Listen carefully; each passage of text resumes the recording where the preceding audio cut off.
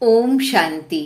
আজ 25শে জুন 2024 প্রাত মুরলি। বাবা আজ বলেছেন, মিষ্টি বাচ্চারা, দৃঢ়ভাবে নিশ্চিত করো যে আমরা হলাম আত্মা। আত্মা মনে করে প্রতিটা কাজ শুরু করো, তাহলে বাবা স্মরণে আসবে, তখন পাপ হবে না। আজকের মুরলির প্রশ্ন, কর্মাতীত স্থিতিকে প্রাপ্ত করার জন্য কোন পরিশ্রম প্রত্যেককেই করতে হবে? কর্মাতীত স্থিতির সমীপতার নিদর্শন কি?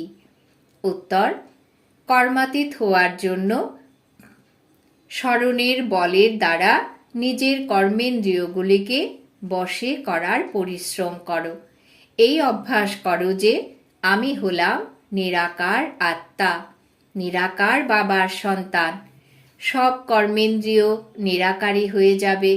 এটাই হলো জবরদস্ত পরিশ্রম। কর্মাতীত অবস্থার যত সমীপে আসতে থাকবে, ততই প্রতিটি অঙ্গ শীতল সুগন্ধিত হতে থাকবে। তার থেকে বিকারী দুর্গন্ধ দূর হয়ে যাবে। অতীন্দ্রিয় সুখের অনুভব হতে থাকবে। ওম শান্তি। শিব ভগবান উবাচ, এ তো বাচ্চারা বলবে না যে কার প্রতি। বাচ্চারা তো জানেই শিব বাবা হলেন জ্ঞানের সাগর। তিনি হলেন মনুষ্য সৃষ্টির বীজরূপ। তাহলে অবশ্যই তিনি আত্মাদের সাথে কথা বলেন। বাচ্চারা জানে যে শিব বাবা আমাদের পড়াচ্ছেন। বাবা শব্দ থেকে বুঝতে পারে যে পরমাত্মাকেই বাবা বলা হয়। সমস্ত মনুষ্য মাত্রই শিব বাবাকেই বাবা বলে। বাবা পরম ধামে থাকেন। সবার প্রথমে এই কথা পাকা করতে হবে। নিজেকে আত্মা মনে করতে হবে, আর এই কথা পাক্কা নিশ্চিত করতে হবে। বাবা যা শোনান তা আত্মাই ধারণ করে। যে জ্ঞান পরমাত্মার মধ্যে আছে তা আত্মার মধ্যেও আসা চায়। যা আবার মুখ দিয়ে বর্ণনা করতে হয়, যা কিছু ঈশ্বরীয় পাঠ পড়ানো হয়, তা আত্মাই পড়ে। আত্মা যদি নির্গত হয়ে যায়, তাহলে এই পড়া ইত্যাদি কিছুই মনে থাকে না। আত্মা সংস্কার নিয়ে যায়, তারপর অন্য শরীরে অবস্থান করে। তাই প্রথমে নিজেকে নিশ্চিতভাবে আত্মা মনে করতে হবে। এখন দেহ অভিমান ত্যাগ করতে হবে। আত্মা শোনে, আত্মাই ধারণ করে। আত্মা যদি শরীরে না থাকে, তাহলে শরীর নড়তেও পারে না। বাচ্চারা, এখন তোমাদের একথা পাক্কা নিশ্চয় করতে হবে যে পরমাত্মা আমাদের অর্থাৎ আত্মাদের জ্ঞান প্রদান করছেন। আমরা আত্মারা এই শরীরের দ্বারা শুনি, আর পরমাত্মা এই শরীরের দ্বারা শোনাচ্ছেন। এ কথাই প্রতি মুহূর্তে ভুলে যায়, দেহ স্মরণে এসে যায়। এও তোমরা জানো যে ভালো বা খারাপ সংস্কার আত্মার মধ্যেই থাকে। মদ্যপান করা, খারাপ কথা বলা, এও আত্মাই করে শরীরের দ্বারা। আত্মাই এই শরীরের দ্বারা পার্ট প্লে করে। সবার প্রথমে আত্ম অভিমানী অবশ্যই হতে হবে। বাবা আত্মাদেরই পড়ান।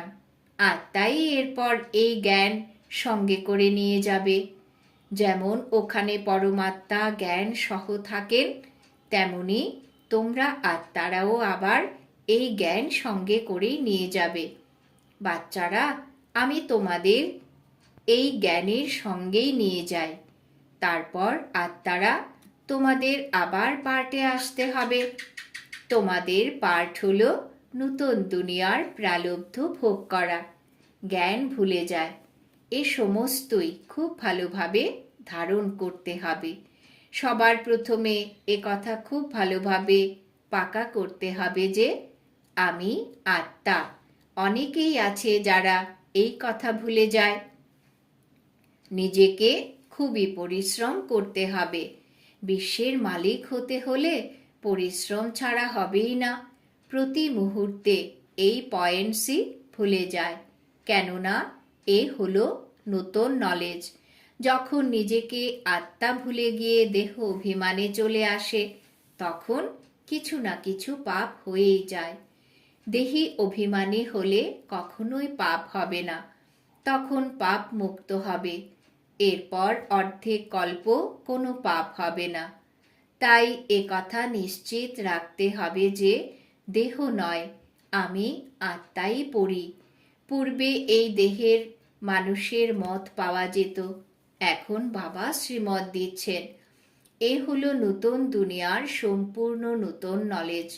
তোমরা সকলেই নতুন হয়ে যাবে, এতে দ্বিধার কোনো কথা নেই। অনেকবার তোমরা পুরনো থেকে নতুন আর নতুন থেকে পুরনো হয়ে এসেছ, তাই খুব ভালোভাবে পুরুষার্থ করতে হবে। আমরা আত্মারা কর্মেন্দ্রিয়ের দ্বারা এই কাজ করি। অফিস ইত্যাদিতেও নিজেকে আত্মা মনে করে কর্মেন্দ্রিয়ের দ্বারা যদি কাজ করো, তাহলে শিক্ষক বাবাকে অবশ্যই স্মরণে আসবে। আত্মাই বাবাকে স্মরণ করে। যদিও তোমরা আগেও বলতে যে আমরা ভগবানকে স্মরণ করি, কিন্তু নিজেদের সাকার মনে করে নিরাকারকে স্মরণ করতে। নিজেকে নিরাকার মনে করে কখনোই নিরাকারকে স্মরণ করতে না। এখন তোমাদের নিজেদের নিরাকার আত্মা মনে করে নিরাকার বাবাকে স্মরণ করতে হবে। এ অত্যন্ত বিচার সাগর মন্থন করার মতো কথা। যদিও কেউ কেউ লেখে যে আমি 2 ঘন্টা স্মরণে থাকি, কেউ আবার বলে আমি সর্বদা শিব বাবাকে স্মরণ করি, কিন্তু সর্বদা কেউ স্মরণ করতে পারে না। যদি স্মরণ করে তাহলে প্রথম থেকেই কর্মাতীত অবস্থায় এসে যাবে। এই কর্মাতীত অবস্থা তো খুবই পরিশ্রমের ফলে হয়। এতে সব বিকারে কর্মেন্দ্রিয় বশ হয়ে যায়। সত্যযুগে সব কর্মেন্দ্রিয় নির্বিকারী হয়ে যায়, অঙ্গ অঙ্গ সুগন্ধিত হয়ে যায়। এখন হলো বাসি দুর্গন্ধময় ছি ছি অঙ্গ। সত্যযুগের মহিমা তো খুবই সুন্দর, তাকে বলা হয় হ্যাভেন, নতুন দুনিয়া, বৈকুণ্ঠ। সেখানকার ফিচার্স, রাজমুকুট ইত্যাদি এখানে কেউ বানাতে পারবে না। যদিও তোমরা তা দেখেও আসো, কিন্তু এখানে তা কেউ বানাতে পারবে না। সেখানে তো ন্যাচারাল শোভা থাকে। তাই বাচ্চারা, তোমাদের স্মরণের দ্বারাই পবিত্র হতে হবে। এই স্মরণের যাত্রা অনেক অনেক বেশি করে করতে হবে, এতেই অনেক পরিশ্রম। এই স্মরণ করতে করতে যখন কর্মাতীত অবস্থা প্রাপ্ত করবে, তখন সমস্ত কর্মেন্দ্রিয় শীতল হয়ে যাবে, অঙ্গ প্রত্যঙ্গ সুগন্ধিত হয়ে যাবে, কোনো দুর্গন্ধ থাকবে না। এখন তো সমস্ত কর্মেন্দ্রিয়েতেই দুর্গন্ধ। এই শরীর কোনো কাজের নয়। তোমাদের আত্মা এখন পবিত্র হচ্ছে, শরীর তো পবিত্র হতে পারবে না। শরীর তখনই পবিত্র হবে যখন তোমরা নতুন শরীর পাবে। অঙ্গ অঙ্গ সুগন্ধিত, এমন মহিমা দেবতাদের। বাচ্চারা, তোমাদের অতীব খুশি হওয়া উচিত। বাবা এসেছেন, তাই তোমাদের খুশির পারদ চড়তে থাকা উচিত। বাবা বলেন, তোমরা আমাকে স্মরণ করো, তাহলে তোমাদের বিকর্ম বিনাশ হবে। গীতার শব্দ কত পরিষ্কার। বাবা এও বলেছেন, আমার যারা ভক্ত, যারা গীতা পাঠক হবে, তারা অবশ্যই কৃষ্ণের পূজারী হবে। তাই তো বাবা বলেন, দেবতাদের পূজারীদেরও তোমরা শোনাও। মানুষ শিবের পূজা করে, তারপর বলে দেয় ঈশ্বর সর্বব্যাপী। গ্লানি করেও তারা রোজ মন্দিরে যায়। শিবের মন্দিরে অনেক অনেক মানুষ যায়। তারা অনেক উঁচু সিঁড়ি ভেঙে ওপরে যায়, কারণ শিবের মন্দির ওপরে বানানো হয়। শিব বাবাও এসে সিঁড়ি বানান, তাই না? তার নামও উঁচু আর তার ধামও উঁচু। মানুষ কত উপরে যায়। বদ্রীনাথ, অমরনাথ, ওখানেও শিবের মন্দির আছে। যিনি ওপরে নিয়ে যান, তো তার মন্দিরও অনেক ওপরেই বানানো হয়। এখানে গুরু শিখরের মন্দিরও অনেক ওপরে, পাহাড়ের ওপরে বানানো হয়েছে। উচ্চ বাবা তোমাদের বসে পড়ান। এই দুনিয়াতে আর কেউ জানে না যে শিব বাবা এসে পড়ান। ওরা তো সর্বব্যাপী বলে দেয়। এখন তোমাদের সামনে এইম অবজেক্টও আছে। বাবা ছাড়া আর কেউ বা বলবেন। এই হলো তোমাদের এইম অবজেক্ট। বাচ্চারা, এ কথা বাবাই তোমাদের বলেন। তোমরা সত্যনারায়ণের কথাই শোনো। অতীতে যা ঘটে গেছে ওরা তো সেই কথাই বলে যে আগে কি কি ঘটেছিল, যাকে কাহিনী বলা হয়। এই উঁচুর থেকে উঁচু বাবা বড়র থেকেও বড় কাহিনী শোনান। এই কাহিনী তোমাদের অনেক উঁচুতে তুলে দেবে। এই কথা সর্বদা মনে রাখা উচিত আর অনেককে শোনানো উচিত। এই কাহিনী শোনানোর জন্যই তোমরা প্রদর্শনী বা মিউজিয়াম তৈরি করো। 5000 বছর পূর্বে এই ভারতই ছিল যেখানে দেবতারা রাজত্ব করত। এই হলো প্রকৃত কাহিনী, যা অন্য কেউ বলতে পারে না। এই হলো আসল কাহিনী, যা বৃক্ষপতি বাবা এসে বোঝান, যার দ্বারা তোমরা দেবতা হও। এখানে পবিত্রতাই হলো মুখ্য। পবিত্র না হলে ধারণা হবে না। বাঘিনীর দুধের জন্য সোনার বাসনই প্রয়োজন, তখনই ধারণা হতে পারবে। এই কান্ত হলো বাসনের মতো। এ সোনার বাসন হওয়া চাই। এখন এ হলো পাথরের। সোনার হতে পারলেই ধারণা হতে পারবে। খুবই মনোযোগ দিয়ে শুনতে হবে আর ধারণ করতে হবে। এই কাহিনী তো খুবই সহজ, যা গীতায় লেখা আছে। ওরা তো কাহিনী শুনিয়ে রোজগার করে। যারা শ্রোতা তাদের থেকে ওদের রোজগার হয়। এখানেও তোমাদের রোজগার আছে। 2 রোজগারে চলতে থাকে, 2 ব্যবসা। তিনি পড়ান, তিনি বলেন মনমনা ভব, পবিত্র হও। এমন আর কেউ বলে না। না তারা মনমনা ভব থাকে। কোনো মানুষই এখানে পবিত্র থাকতে পারে না, কারণ ভ্রষ্টাচারের দ্বারা জন্ম। কলিযুগের অন্তিম সময় পর্যন্ত রাবণ রাজ্য চলবে। এই সময়েই পবিত্র হতে হবে। পবিত্র তো দেবতাদের বলা হয়, নাকি মনুষ্যকে? সন্ন্যাসীরাও মানুষ, তাদের হলো নিবৃত্তি মার্গের ধর্ম। বাবা বলেন যে আমাকে যদি তোমরা স্মরণ করো তাহলে পবিত্র হয়ে যাবে। ভারতে প্রবৃত্তি মার্গের রাজ্যই চলে এসেছে।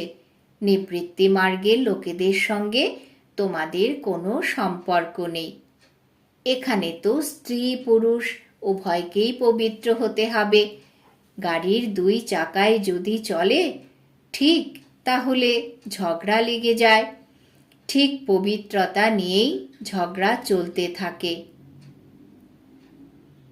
আর কোনো সৎসঙ্গে পবিত্রতা নিয়ে ঝগড়া হয় না, এমন কখনো শোনা যায়নি। এই একবারই যখন বাবা আসেন তখন ঝগড়া লাগে। সাধু সন্ত প্রমুখ কখনো কি বলে যে অবলাদের ওপরে অত্যাচার হবে? এখানে বাচ্চারা ডাকতে থাকে যে বাবা আমাদের বাঁচাও। বাবা জিজ্ঞাসা করেন তোমরা বিবস্ত্র হও না তো? কেননা কাম তো মহাশত্রু, একদম নিচে নেমে যায়। এই কাম বিকারী সবাইকে কানা করেও নয় এমন মূল্যহীন করে দিয়েছে। বাবা বলেন যে 63 জন্ম তোমরা বেশ্যালয়ে থাকো। এখন তোমাদের পবিত্র হয়ে শিবালয়ে যেতে হবে। এই এক জন্ম তোমরা পবিত্র হও।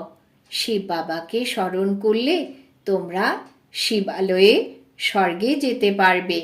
তাও কাম বিকার কত জোরদার, এ কত সমস্যায় ফেলে। এর আকর্ষণ কত বেশি। এই আকর্ষণকে দূর করতে হবে। কেননা ঘরে ফিরে যেতে হলে অবশ্যই পবিত্র হতে হবে। টিচার বসে থাকবে কি? এই ঈশ্বরীয় পঠন পাঠন তো অল্প সময়ের জন্য চলবে। বাবা বলে দেন এই হলো আমাদের রথ। রথের আয়ু বলবেন। বাবা বলেন যে আমি তো সর্বদা অমর, আমার নামই হলো অমরনাথ, আমি পুনর্জন্ম নেই না, তাই আমাকে অমরনাথ বলা হয়। আমি তোমাদের অর্ধেক কল্পের জন্য অমর বানিয়ে দেই, এরপর তোমরা পুনর্জন্ম নাও। তাই বাচ্চারা, এখন তোমাদের ওপরে যেতে হবে, মুখ এই দিকে আর পা ওই দিকে করতে হবে, তাহলে আবার ওই দিকে মুখ ঘোরাও কেন? তখন বলে, বাবা ভুল হয়ে গেছে, মুখ তো এই দিকে হয়ে গেছে। তখন বিপরীত হয়ে যায়। তোমরা বাবাকে ভুলে দেহ অভিমানী হয়ে যাও, ফলে বিপরীত হয়ে যাও। বাবা তোমাদের সব কিছুই বলে দেন, বাবার কাছে কিছুই চাইবে না যে বল দাও, শক্তি দাও। বাবা তো তোমাদের পথ বলে দেন যে যোগ বলের দ্বারা তোমাদের এমন হতে হবে। তোমরা যোগ বলের দ্বারা এতটাই বিত্তবান হয়ে যাও যে তোমাদের 21 জন্ম কখনোই কারোর থেকে চাওয়ার প্রয়োজন হয় না। তোমরা বাবার থেকে এতটাই গ্রহণ করো। তোমরা বুঝতে পারো যে বাবা তো অথই কামাই করান। তিনি বলেন, তোমরা যা চাও তাই নিয়ে যাও। এই লক্ষ্মী নারায়ণ হলো সর্বোচ্চ, তাই যা চাও তোমরা তাই পেতে পারো। সম্পূর্ণ পাঠ না করলে কিন্তু প্রজাতে চলে আসবে, প্রজাও অবশ্যই হতে হবে। ভবিষ্যতে তোমাদের মিউজিয়াম অনেক হয়ে যাবে, তোমরা অনেক হল পাবে, কলেজ পাবে যেখানে তোমরা সার্ভিস করবে। এই যে বিয়ের জন্য হল বানানো হয়, এও তোমরা অবশ্যই পাবে। তোমরা বোঝাবে, শিব ভগবান উবাচ, আমি তোমাদের এমন পবিত্র বানাই। এই কথা শুনে ট্রাস্টি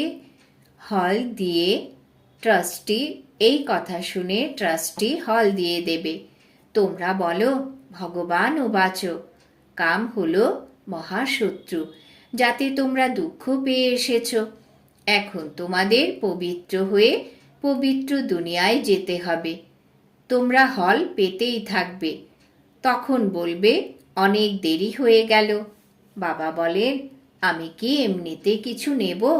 এর পরিবর্তে আমাকেও তোমাদের ভরপুর করে দিতে হবে। বাচ্চাদের 1 পয়সায় পুকুর তৈরি হয়, বাকি তো সকলেরই মাটিতে মিশে যাবে। বাবা হলেন সব থেকে বড় বন্ধকি মহাজন, সোনার ব্যবসায়ী, ধোপা, আবার কারিগরও। আচ্ছা, মিষ্টি মিষ্টি হারানিধি বাচ্চাদের প্রতি মাতা পিতা বাপদাদার স্মরণের স্নেহ সুমন আর সুপ্রভাত। আত্মাদের পিতা তার আত্মারূপী বাচ্চাদেরকে জানাচ্ছেন নমস্কার। আমরা আত্মারূপী বাচ্চারা আমাদের মাতা পিতা বাপ দাদাকে জানাই স্মরণের স্নেহ সুমন, সুপ্রভাত, নমস্কার। ধারণার জন্যে মুখ্য সার। 1 নম্বর, বাবা যে সত্যিকারের কাহিনী শোনান তা খুব মনোযোগ দিয়ে শুনতে এবং ধারণ করতে হবে। বাবার থেকে কিছুই চাইবে না। 21 জন্মের জন্য নিজের উপার্জন জমা করতে হবে। 2 নম্বর, এখন ঘরে যেতে হবে, তাই যোগ বলের দ্বারা শরীরের টানকে সমাপ্ত করতে হবে, কর্মেন্দ্রিয়কে শীতল করতে হবে, এই দেহের ভাব ত্যাগ করার পুরুষার্থ করতে হবে। বরদান। বাবা আজ বরদান দিয়েছেন, এক স্থানে স্থিত হয়ে অনেক আত্মাদের সেবা করা, লাইট মাইট সম্পন্ন ভব। এক স্থানে স্থিত হয়ে অনেক আত্মাদের সেবা করা, লাইট মাইট সম্পন্ন ভব। ব্যাখ্যা। যেরকম লাইট হাউস এক স্থানে স্থিত থেকে দূর দূরান্তের সেবা করে, এই রকম তোমরা সবাই এক স্থানে থেকে অনেকের সেবার জন্য নিমিত্ত হতে পারো। এতে কেবল লাইট মাইটের দ্বারা সম্পন্ন হওয়ার আবশ্যকতা নাই। বাবা বলেছেন, এতে কেবল লাইট মাইটের দ্বারা সম্পন্ন হওয়ার আবশ্যকতা আছে। মন বুদ্ধিকে সদা ব্যর্থ চিন্তা করা থেকে মুক্ত রাখো। মনমনা ভবর মন্ত্রের সহজ স্বরূপ হল মনসা শুভ ভাবনা, শ্রেষ্ঠ কামনা, শ্রেষ্ঠ বৃত্তি আর শ্রেষ্ঠ ভাইব্রেশনের দ্বারা সম্পন্ন হওয়া। তাহলে এই সেবা সহজেই করতে পারবে। এটাই হলো মনসা সেবা। স্লোগান: এখন তোমরা ব্রাহ্মণ আত্মারা লাইট হও আর অন্য আত্মাদেরকে মাইক বানাও। এখন তোমরা ব্রাহ্মণ আত্মারা লাইট হও আর অন্য আত্মাদেরকে মাইক বানাও।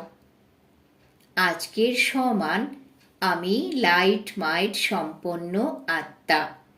ওম শান্তি।